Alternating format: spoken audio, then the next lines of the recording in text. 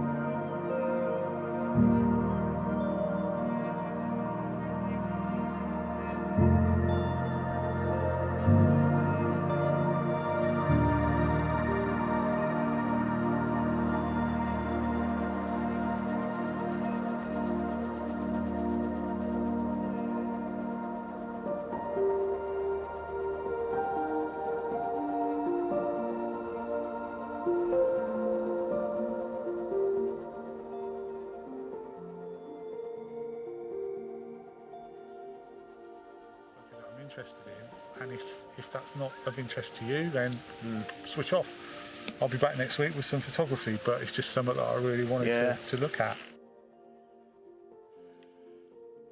Can you move to one side? I'm looking for a bit of separation for my B-roll.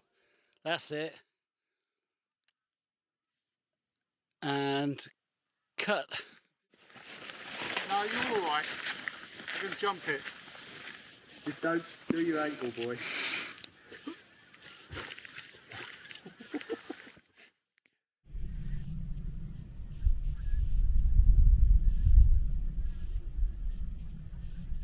I don't really know where I am. This is called Holme Fell, apparently, and we stayed in a campsite down by Coniston Water last night. I'll be honest, the first time I've stayed in a campsite for about 30 years. I think I'll probably leave it another 30 years before I attempt it again. It was horrific. People partying till about 2 o'clock in the morning. Nevertheless, we were up for sunrise and we got up onto the summit and were treated to some lovely conditions. Unfortunately, and I'm sorry, but I just couldn't get my act together to do any filming round then, so I will be showing you some photographs from that in a moment or two. But as you can see, the clouds have come down. It's grey and drizzly now, and we've kind of all dispersed across this fell. But what I'm particularly enjoying is that there are lots of beautiful birch trees, and I don't get to shoot those very much because there aren't many in Snowdonia, certainly not in these sort of locations. There's one or two bits of summer heather left over as well, so I'm going to head off now to see what I can find to shoot.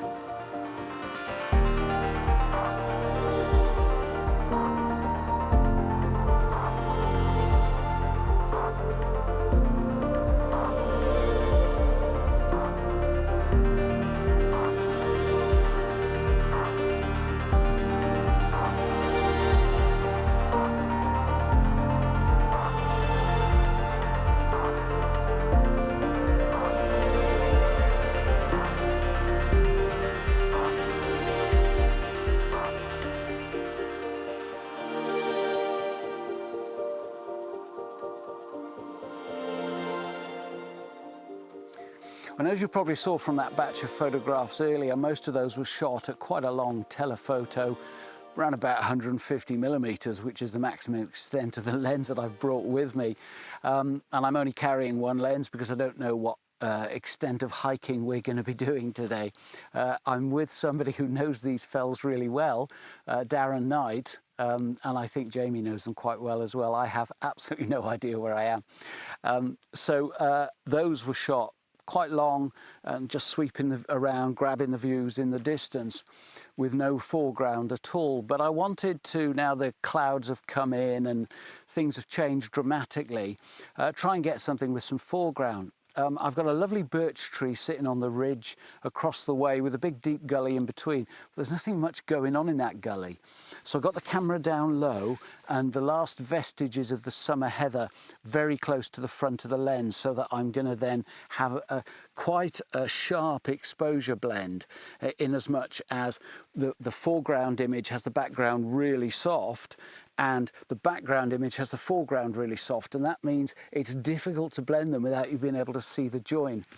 To try and mitigate that slightly, I've closed my aperture down to f13 so that I have slightly more depth of field than I would at my usual 5.6, but it's still going to be a complicated blend. So when I show you the image later on, let me know in the comments if you can see the join.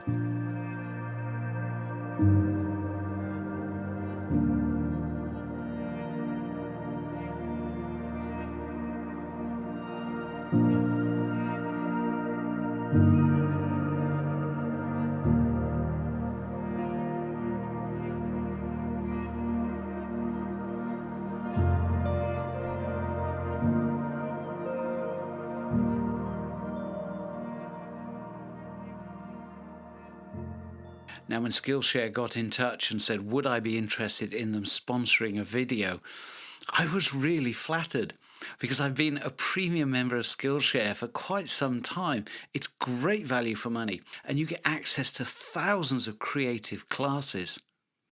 Now, a Skillshare membership means that you've got full access to everything they have to offer, all sorts of really interesting and creative skills. Of course, photography and video production. I'm currently taking a class by Thomas Frank in media productivity. It's really interesting. Plus, you get to interact with other people taking the class and the tutor. But there are topics ranging from fine art and music to technical skills like web development and UX design. So there's bound to be something there that you'll find interesting. And the first 1,000 people who use the link in the description below will get a 1-month free trial to Skillshare.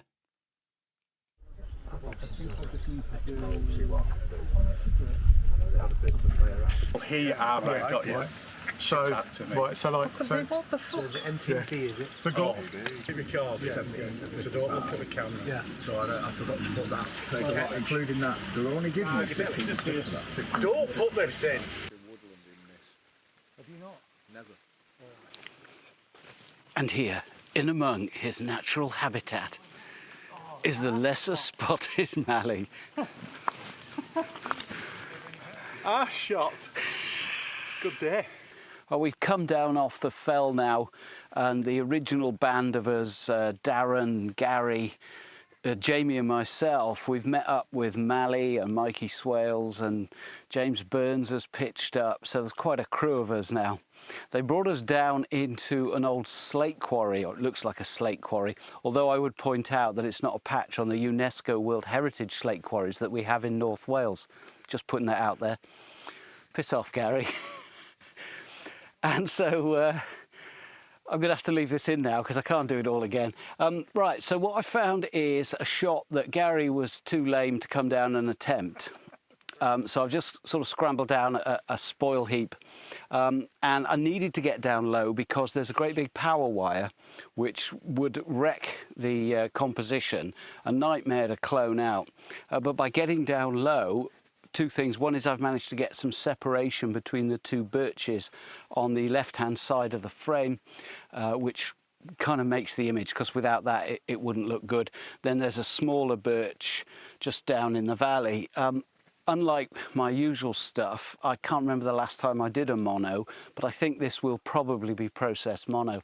I've had a look at how it looks in mono on the camera, and it's certainly better than leaving it in colour, because the white bark of the birches looks great, but it is lost against the green background. So I think by darkening that down and turning it grey, very dark grey, hopefully that'll make them pop a little bit. And this is completely out of my comfort zone, so not only am I shooting birches, which I haven't shot since the last pubcast jolly, which was about this time last year when we went to Cambridgeshire, which was Holme Fen. So that's a challenge. And also shooting mono, because, yeah, I think the last one that I processed mono was a church in the sea picture with a zigzaggy wave. And I started out sharing that in colour.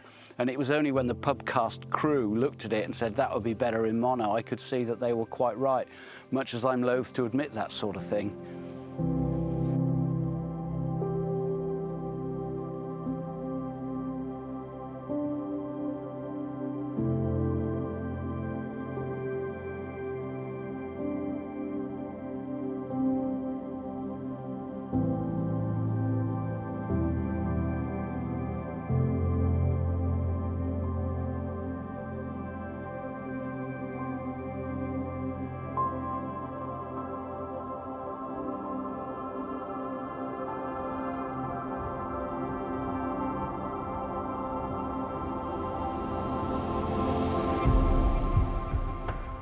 So one thing I'm discovering when you're out and about with a bunch of photographers, and I'm not sure what the collective noun is, but everybody just disappears.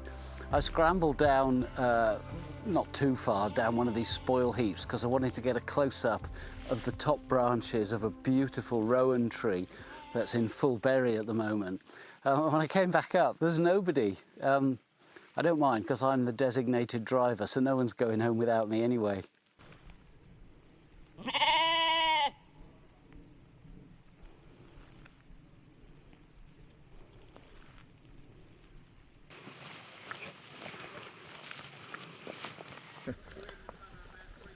Excellent. I couldn't find it, man. I kept having a look while I was picking what I All right, was no, out. it's gone. Oh, there. It wasn't me. Go on. Hey, Holme!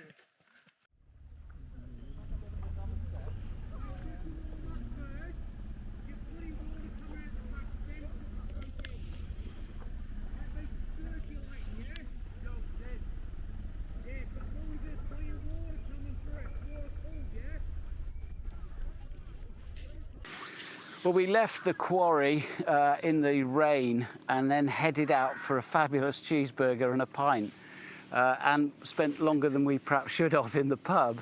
And we're now back at the worst campsite in the world. We headed out for sunset, and just as we got here, it died. So what I've been doing as a bit of a consolation prize is trying a long exposure, looking down the lakeshore across to the fell that we were on this morning, which has now got quite a lot of cloud on the top. And we've got a little bit of time to go before sunset, but I really don't expect too much of this image at all.